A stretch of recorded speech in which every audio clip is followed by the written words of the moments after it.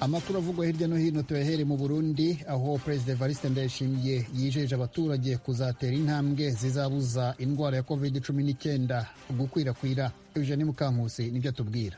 General Ndayishimiye kuwa kabiri yavuze ko bidatinze guverinoma igiye gutangaza ingingo ngenderwaho nshya abaturage bazagomba kubahiriza nta kabuza kugira ngo bahagarike ikwirakwira rya virusi ya corona. Yaragize ati buri wese agomba gufata ingamba zo kwirinda kwandura cyangwa kwanduza abandi. Uburundi bwatangaje ko abantu 170 bemejweho COVID-19, indwara ifatira mu myanya y'ubuhumekero iterwa na virusi ya corona. Ku buyobozi bwa Nkurunziza, Uburundi ntibwafashe ingamba zikaze nk'izabonetse mu bindi bihugu byinshi mu kurwanya virusi ya corona. Habaye za mitingi z'abanyapolitiki zo kwiyamamaza, yemwe n'abayobozi bari mu gihugu b'ishami ry'umuryango w'abibumbye ryita ku buzima barahambirijwe. Perezida Evariste Ndayishimiye yavuze ko guverinoma izakatamo kabiri ibiciro by'amasabune ikanagabanya ikiguzi cy'amazi kugira ngo ibashe gufasha abanyagihugu gukaraba intoki no kubuza virusi ya corona gukwirakwira. Perezida Ndayishimiye yaragize ati turashishikariza buri wese ubonye ibimenyetso by'iyi ndwara kwihutira kujya kwipimisha bityo abashe kuvurwa. Yongeyeho ko guverinoma izapima abantu benshi icyarimwe mu turere byakekwa ko twaba twiganjemo iyo virusi. Urakoze Eugenie. Tujye muri Sudan, naho umuntu umwe yaguye mu myigaragambyo igamije gusaba impinduramatwara yihuta. Fidel Niyongabo arakomeza.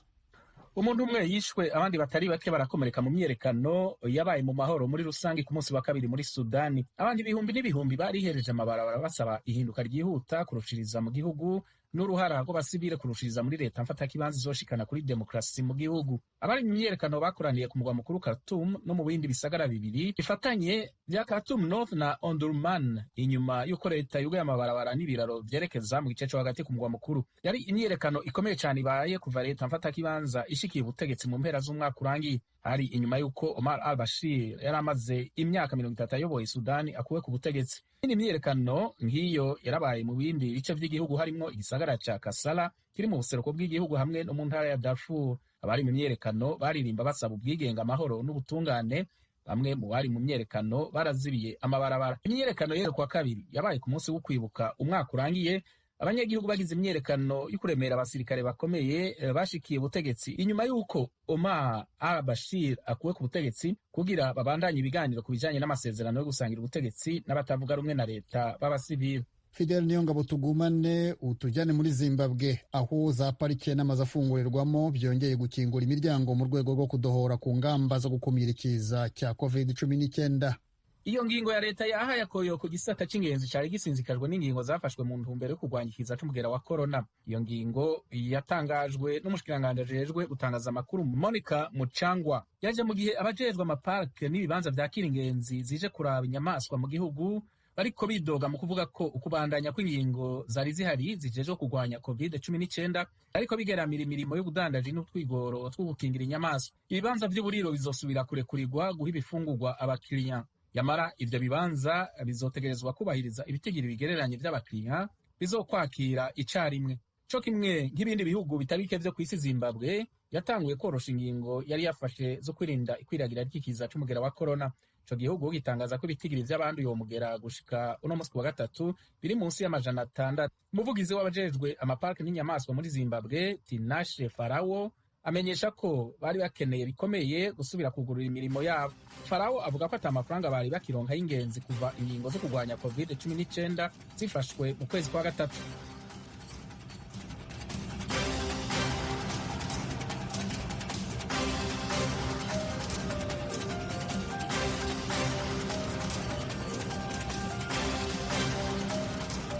Mukomeje kumva radiyo ijwi rya Amerika ivugira i Washington DC mu Kirundi no mu Kinyarwanda. Abo mu karere ka Kisoro muri Uganda mudukurikire kuri FM 88.9 ya radiyo ijwi riyobora.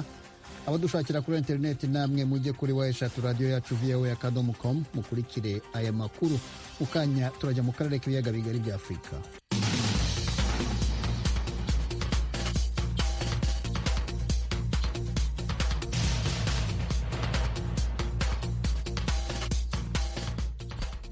Amakuru yo mu karere tuyahere mu Burundi, aho bijihije imyaka 58 ishize icyo gihugu kibonye ubwigenge. Ibirori byo kwizihiza iyo sabukuru byabereye mu ntara zose z'igihugu, ariko ku rwego rw'igihugu bibera mu mujyi wa Bujumbura.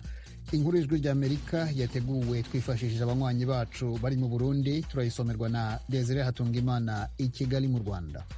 uko guhimbaza kakaba kabaye akaryo ko gushimira abigenjeje neza. Ibirori vyabereye no mu ntara zose zigize igihugu c'u Burundi.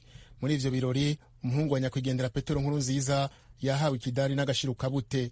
Ibirori vyabereye ku kibuga citiriwe Intwari bihagarikiwe n'umukuru w'igihugu Evariste Ndayishimiye. Vyatangujwe na defile ndende igizwe n'abakora mu bisata bitandukanye vy'igihugu. Abo nabo bari bambaye amashati y'ibitenge asa ku bakorana bose.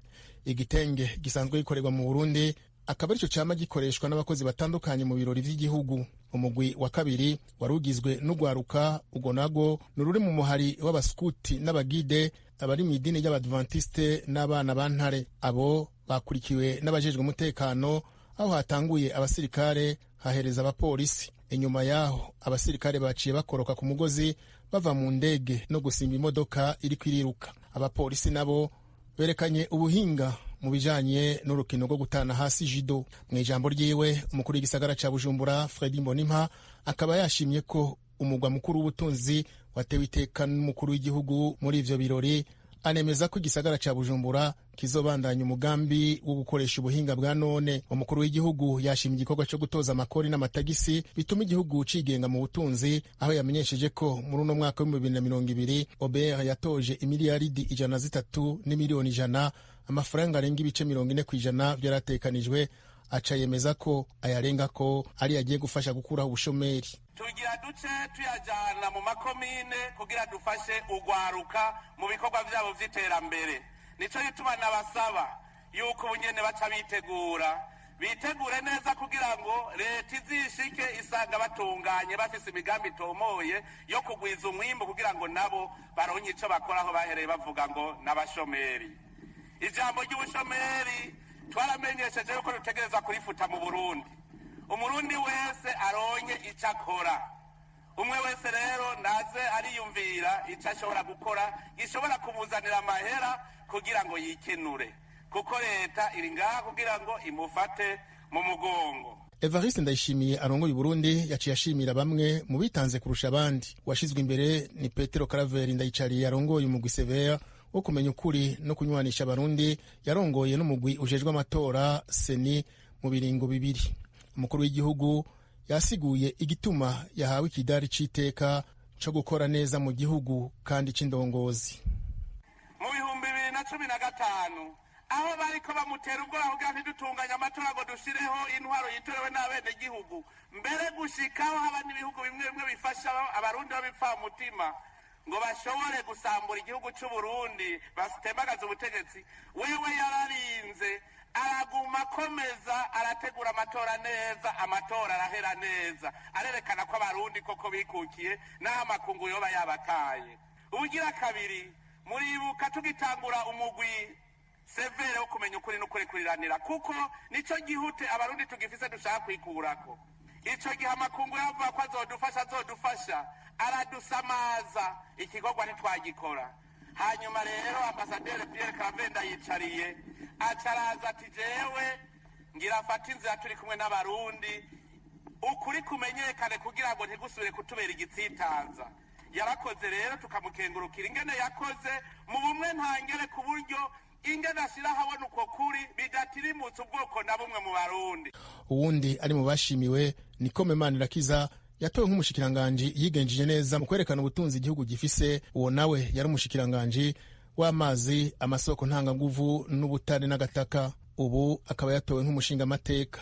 Abandi baronkejwe ubushimwe n'abapolisi n'abasirikare harimwo Lieutenant Keri Nkurunziza, umuhungu wahoze ari umukuru w'igihugu c'u Burundi Petero Nkurunziza, akaba yambitswe ikidari c'intwari ahabwa n'agashirukabute k'umuriyoni n'ibihumbi 500 mu mafaranga y'amarundi. Mu banyamahanga bashimiwe ni wahoze ari umukuru w'igihugu ca Tanzania Jakaya Mrisho Kikwete, yahawe ikidari c'intwazangabo naho atari yitavye ivyo birori. Mu batumire biteka muri ivyo birori harimo userukira umukuru w'igihugu ca Leta Zunze za Amerika Donald Trump, nawe akaba Peter Pham asanzwe ari intumwa idasanzwe y'umukuru w'igihugu ca Leta Zunze za Amerika mu karere k'ibiyaga binini. Kiretse mu gisagara ca Bujumbura, ibirori vyo guhimbaza imyaka 58 irangiye Burundi buhabuje intaha yo kwikukira vyabereye ku migwa mikuru y'intara zose zigize igihugu c'u Burundi, birongowe na baburamatari bazo. urakoze Desire. Tujye mu Rwanda aho kuri uyu wa kabiri guverinoma yongeye kugena ingamba nshya mu mugambi wo kwirinda no gukumira ikwirakwiza ry'icyorezo cya COVID-19. Muri izo ngamba nshya biboneka ko akarere ka Rusizi ko mu burengerazuba bw'igihugu na tumwe mu duce tw'umurwa mukuru w'u Rwanda i Kigali twagumishijwe mu kato, ni mu gihe akarere ka Rubavu ko katakiri mu kato nk'uko twabibagejejeho mu makuru yacu yabanjirije aya. Tukiri ku nkuru zirebana na COVID-19, umuryango uharanira uburenganzira bwa muntu n'iterambere mu karere k'ibiyaga bigari CREDI mu magambo ahinnye y'icyongereza uratangaza ko muri ibi bihe u Rwanda ruri mu bikorwa byo guhangana n'icyorezo cya COVID-19, hari aho uburenganzira bw'abakora uburaya n'abatinganyi butubahirizwa. Inkuru irambuye turayikesha Asumuta Kaboyi. Muri Sato umuyoboro uyu muryango avuga ko nyuma y'ubushakashatsi bakoze basanze icyorezo cya COVID-19 cyaragize ingaruka ku buzima bw'abasanzwe bakora uburaya ndetse n'abaryamana bahuje igitsina bitwa batinganya. Mu nama yahuje ibi byiciro inzego zishinzwe umutekano n'ikigo cy'igihugu gishinzwe ubuzima RBC, uyu muryango wagaragaje ko abavugwa muri ibi byiciro bahuye n'ubukene kandi ntibabashe gufashwa nk'abandi kubera ihezwa bakorerwa mu muryango. Tom Mulisa ni umuyobozi w'uyu muryango. Abenshi abakiriya babo kubera ko batabonekaga byatumye benshi bareka imiti kubera ko badabasha kubona ibyo kurya. Bamwe bahagarika imiti, bikaba byatugaragarije ko guhagarika imiti bishobora gutuma VIH yiyongera. Hari icyiciro cy'abagabo bahura n'abagore bahura n'abandi n'ubundi minisante yafashaga. Nk'abagabo ibafasha kubaha amavuta, hari n'ibitaro yashyizeho bigomba kubapima VIH. Umuntu abyumvise ntiyavuga ngo ni nko guha uburenganzira k'akazi kabo gakorwa. Ntabwo ari ugutanga uburenganzira kw'ako kazi, nuko amategeko yacu yemera ko bahari, n'ibindi idahanwa ari umunyarwanda nk'abandi yagombye nawe kurengerwa n'amategeko asanzwe. Nabo bita batinganyi, ubutinganyi ntibuhanwa, kandi niyo mpamvu hagiyeho porogaramu ya leta yo kurwanya sida n'izindi ndwara muri ibyo byiciro. Marie Claire Mukampongazi uhagarariye abakora umwuga w'uburaya mu karere ka Nyarugenge yemeza ko ibi bihe bitaboroheye kimwe n'abandi banyarwanda bafite amikoro make, ariko bakumvikanisha ko bahura n'izindi mbogamizi zo kubaha akato. Niba ako kazi katakozwe, kurya biba ari ikibazo. Iyi ndwara ntabwo ituma umuntu abasha kuba yagira ahatarabukira. Byibuze buriya iyo bafunguye kariya kabari bo bafite biriya bipimo bagenda bapima abantu, byibuze bikaba cyatuma nubwo atari 100%, ariko byibura wenda kikaba cyatuma nawe wabasha gutinyuka ukabasha kwakira uwo, kuko ugasanga nta kundi kuntu ya miti nibwo barimo kuyireka, ugasanga ni cya cyorezo n'ubundi bwa bwandu bugiye kwiyongera. Hariho nka za VUP, nk'iyo uri umukobwa w'indaya bakuzi ukajya gusaba kariya kazi muri iki gihe cya COVID, ntago bakaguha, barakubwira ngo genda n'ubundi mirimo yawe ntiyahagaze.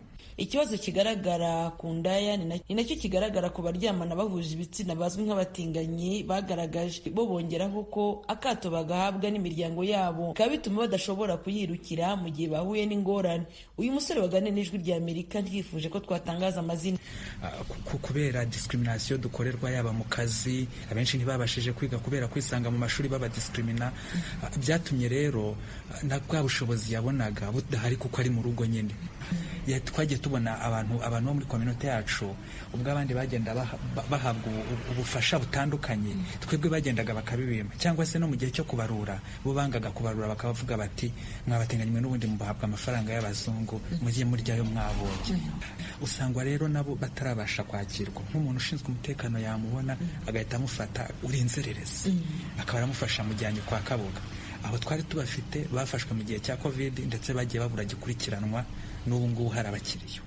Bwana muri Satomu asobanura ko badasaba leta guhagarika ingamba zo kurwanya COVID-19 muri ibi bihe, ariko basaba abashinzwe umutekano korohereza abari muri ibi byiciro barengera uburenganzira bwabo kandi bakabarinda ihohoterwa. Izi ngamba zo kubabwira yuko nyuma ya 3 ntiyajya kuri iyo hoteli, nyuma ya 3 ntiyakora, nubwo ari byo kurinda abantu COVID, umuntu ashobora gusanga bishobora kugira iyindi ngaruka nanone ikomeye, bakihisha ntibaboneke, bakaba bakwandura byombi VIH na sida, kandi bagaruka bakabikwiza no ku bandi bantu. Rero bikaba byiza yuko aramutse amenye yuko afite uburenganzira bwo kuvurwa, n'igihe yaba afashwe nyuma ya 3 yagomba kwibutsa abamufashe ko akeneye imiti, ntiyumve neza yuko ari indaya gusa cyangwa ari umutinganyi. Madamu Beata Sangayire, umuyobozi w'agateganyo mu ishami rishinzwe kurwanya sida mu kigo cy'igihugu gishinzwe ubuzima RBC, yabaye nk'utemeranya n'ibivugwa n'umuryango GRID, avuga ko muri ibi bihe hashyizweho ingamba zo gufasha ibi byiciro byihariye. Hari uburyo ufata imiti fataga nko ku kwezi kumwe, habayeho kumushyiriraho amezi 2. Ibyo rero byari ibikorwa byo kugira ngo tugabanye za ngendo zitari ngombwa. Muri iki gihe hari serivisi twashyizeho isa nk'iyo korohereza abakora umwuga w'uburaya. Dufite ahantu babonera udukingirizo. Muri iki gihe twongereyemo no gutanga agakoresho ko kwipima virusi itera sida bita self test kit. Biragabanya wa murongo kujya gutonda ku ivuriro. Asumta Kaboye, Ijwi ry'Amerika, i Kigali. Urakoze Asumta. Turacyavuga ku by'ingaruka z'ikiza cya COVID-19, ariko noneho tujye mu nkambi y'impunzi z'Abarundi iri Mahama mu burasirazuba bw'u Rwanda. Zimwe muri izo ngaruka rero harimo nk'ibikorwa by'ubucuruzi byahuzaga abatuye muri iyo nkambi n'abandi mu karere ka Kirehe byahagaze, ibiciro by'ibiribwa byazamutse n'ibindi. Pierre Claver niyo nkuru aratubwira ibindi byerekeye uko ubuzima bumeze muri iyo nkambi. Impunzi z'Abarundi zo mu kambi ya Mahama zivuga ko ibiciro vy'ibiribwa, amakara yo gucana, inkwi n'ibindi vyaduze cyane muri iki gihe c'ikiza c'umugera wa corona. Bavuga ko ari naho vyaduze incuro zirenga 2, ibindi navyo birakena kubera ubu inkambi yugaye ataruja n'uruza ruhari. Ibiciro vyaraduze, ikiro c'ibitoki kiragurwa hagati y'150 180 bitewe nuko iyo biva bimeze. Kiro c'ibiraya n'250 hagati y'250 n'300, n'umuceri nawe ugeze ku 1000 kiro hagati y'900 n'igihumbi. Imbere yuko korona itera ibitoki ntivyagurwa ku kiro mu ikambi, ibiraya vyaragurwa 200 180, ariko urumva uko bigeze hagati y'200 n'250 n'250 n'300 bitewe n'ubwoko bw'ibiraya ukuntu ari vyiza. Yego ibijumbu vyandwa bisanzwe umuturi w'200 w'400. Ajya amafaranga batanga buri muntu sinovuga ngo ntadukwira kuko ari usanga ari biharuro mpuzamakungu, ariko byahora bisahirizwa, ayo magarama yahora asahirizwa nuko abantu bagenda biyungunganya hanze y'ikambi. Urumva hariho akabura tuca tuguramwo utundi twose dukenewe. Twarasumira mu masoko atandukanye, icyo tubuze Mahama tukagisumira mu Kabeza, ariko ubu hari abari bashoboye no kugenda mu giturage kurima, ariko ubu bagacingera inshuro bakagenda bakaronka nk'ayo majanirwe bakayasumisha, ariko ubu nyene baratekereje n'inzara bakubita gusa. Kuva ikiza ca corona cadutse mu Rwanda, ibibanza bihurirwamwo n'abantu benshi vyarugawe nk'insengero n'amashure. Kubona abana batiga Imahama hibonekeza ugwaruka ruja mu buhombo bikaruviramwo gutwara inda zitifujwe, abasore nabo bakaja mu biyeyuramutwe nk'uko abavyeyi babo babivuga. Abana ubu tufise igihombo kinini kuko umwana yahora agenda ku ishure, ubu siko akimeze. Muzinduka mwicaranye ngaho agatembera ahashakiye akaba ari hagarukira. Hanyuma rero ugize uravuga kuko yari ikingiwe n'ishure, ishure yaringira akamaro cyane. Hari n'ikindi bungukiramwo barunguka bakagira utuntu babafasha ku ishure bakarya, ariko ubu muhurira kuri rya garama ritakibakwira umutaga n'umugoroba. Inda z'indaro zose bakazitwara nyene kubera batatekereje ngo bagende babe baragiye ku ishure, bagaca bazindukira nyine kwambara batembera mu bana b'abahungu nkabo. Yamaraha hari abavyeyi bagiye hamwe batanguza umugambi wo kwigisha abana ububi bw'ubuhombo bakaruhanura kubuheba.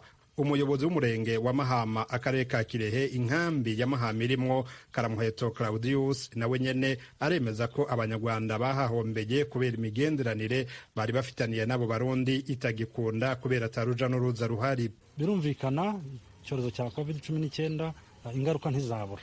Bivuze ko ubucuruzi bwari buhagaze, bivuze ngo abanyarwanda bacuruzaga hanze y'inkambi ubucuruzi bwabo benshi bwasubiye inyuma, ndetse n'abarundi bacuruza nabo hari abafite ntibabujijwe gucuruza, ntabwo bose hari abacururiza mu nkambi mbere n'abacururiza hanze. Birumvikana ko abacururiza hanze nabo ntabwo bemerewe gusohoka ngo bajye mu mirimo y'ubucuruzi ya buri munsi. Urumva ko hari ingaruka mu bukungu n'imibereho byagize. Ico bikoze utwara inkambi ya Mahama Jean Bosco kwibishatse asaba impunzi kuguma bihanganye, basonze bigumye, bubahe amategeko yo kugwanya ikiza c'umugera wa corona.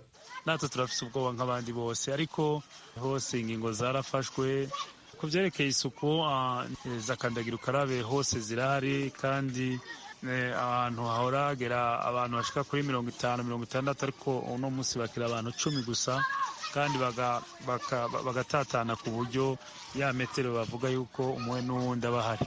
Natwe twafashe nuze ingamba z'uko tworaba ko twokwicungera no gukaraba no kwikingira mu nzira zimwe n'izindi.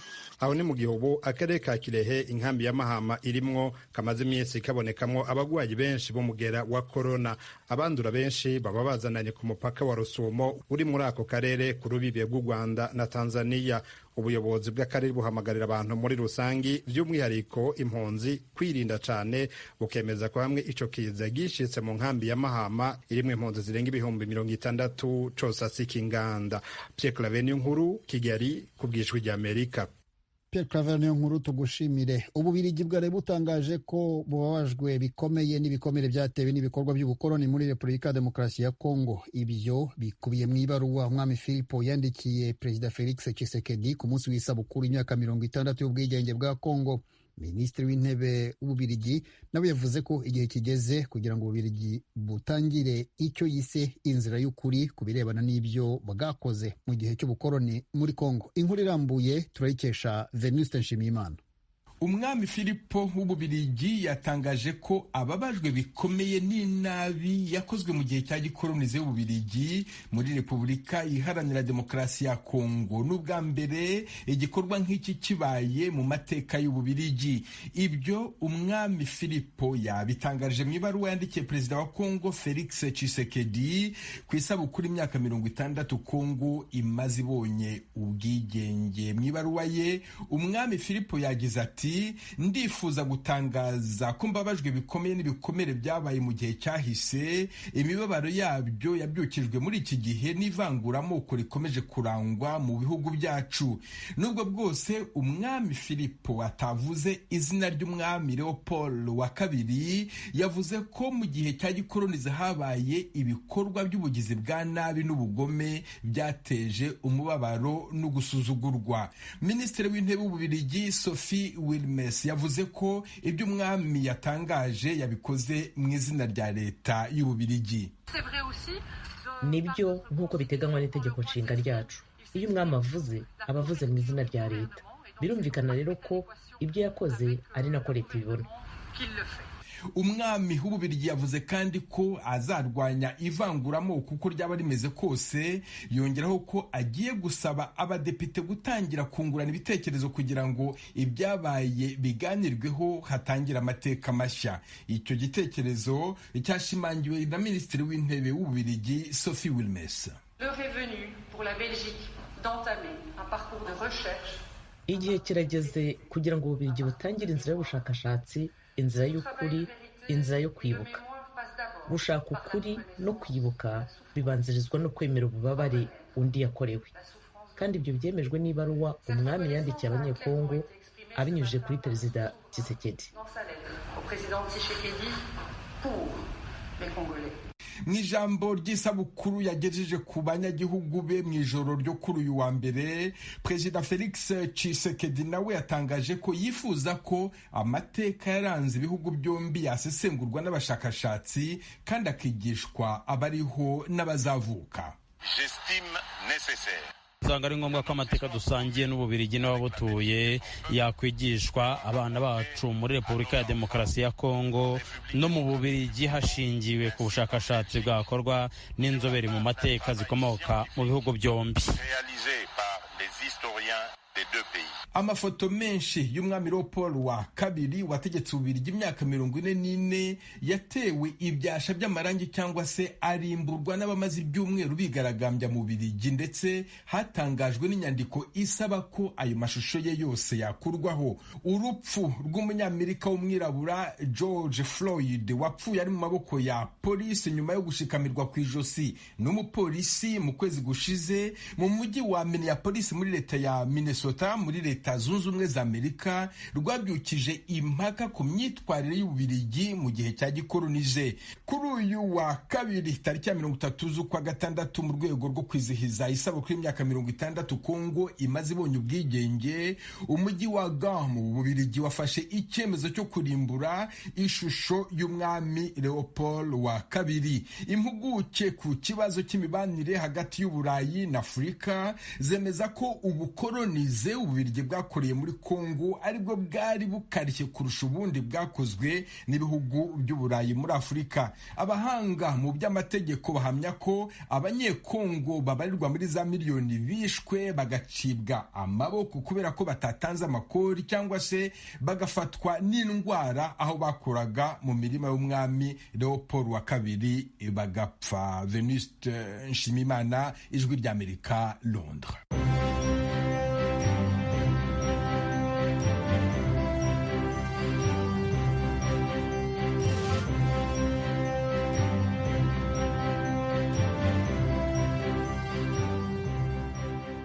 mukomeje kumva radiyo Ijwi ry'Amerika ivugira Washington DC mu Kirundi no mu Kinyarwanda. Ni umwanya tubagezaho inkuru y'ibyabaye ku itariki nk'iyi ukwezi nk'uku mu mateka yahise. Mu mateka habayeho twayiteguriwe na Venuste Nshimiyimana. Ku itariki ya mbere z'ukwezi kwa karindwi umwaka wa 2008 hasigaye iminsi mike kugira ngo Nelson Mandela yizihize isabukuru y'imyaka 90, leta zunze ubumwe za Amerika zafashe icyemezo cyo kuvana izina rye ku rutonde rw'abantu bakoresha iterabwoba. Nelson Mandela n'abandi bayobozi b'ishyaka ANC bari barashyizwe kuri urwo rutonde bisabwe na leta y'abagashaka bo haki Afurika y'Epfo. Leta yafataga Nelson Mandela nk'ikihebe kubera ko yari yariyemeje kurwanya ivanguramoko mu gihugu cye. Kugeza avanywe kuri urwo rutonde, iyo Nelson Mandela yajyaga muri Amerika ndetse n'igihe yari perezida yabanzaga gusaba uruhushya rudasanzwe kubera ko icyo cyemezo cyateganyaga ko abarwanashyaka ba ANC bashoboraga kujya ku cyicaro cy'umuryango w'abibumbye ariko ntibashoboraga kugera Washington DC cyangwa se mu yindi mijyi y'Amerika. Uwari minisitiri w'ububanyi n'amahanga wa Amerika Condoleezza Rice yaraherutse gutangaza ko icyo cyemezo ari urukozasoni, ati ntibyumvikana ukuntu ngomba guha uburenganzira bwo kwinjira muri Amerika mugenzi wanjye wa Afurika y'Epfo